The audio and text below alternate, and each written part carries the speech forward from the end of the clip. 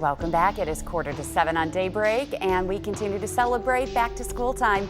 And for students, this week is about new beginnings, change, and lots of learning. And the same holds true for one Western New York teacher turned author as she exits the classroom and takes on a whole new adventure. Daybreak's Heather Lee has more.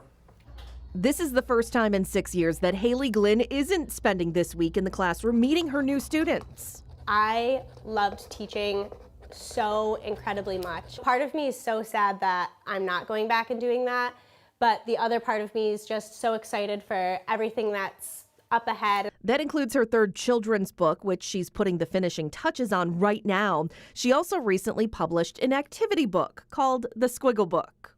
And the idea is that you turn that squiggle into something. So it's just really kind of pulling the creativity out of you, getting those creative juices flowing. Her creativity really cranked up during the pandemic. Think of it kind of like life handing her a squiggle that she turned into something cool that she never imagined. The parents were continuously reaching out, asking me how to explain it. And my mom was like, you should write a book and help them explain it that way. That led to her first book, When Verona the Corona Came to Town, a bestseller on Amazon. To date, she's sold more than 75,000 books. Not bad for someone who never dreamed of being an author. Who writes the words? Hailey had long used her social media platforms to share teaching lessons and classroom ideas. Then she started adding advice for aspiring authors.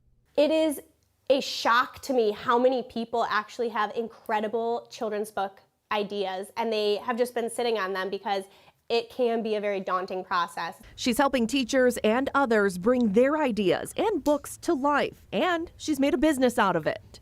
I have one-on-ones with aspiring authors, and I kind of teach them how to write a good children's book and how to go through the publishing process. It's really taken off, which is why Hailey decided to take a step back from the classroom to focus on a different passion. She said that she'll always think of herself as a teacher. It's just taken on a new look. But I guess that's just the crazy thing about life, is you never know what your journey is going to take you on. It's just fun to see what's next. As for what is next, she hopes that her third children's book will be out sometime early next year. She is illustrating it right now. Now, her mom was a teacher, and Hailey has always loved art. You saw some of her talent right there. So teaching and creativity, you could say, is in her DNA. But guys, who knew that her passion would really take off in the midst of a pandemic?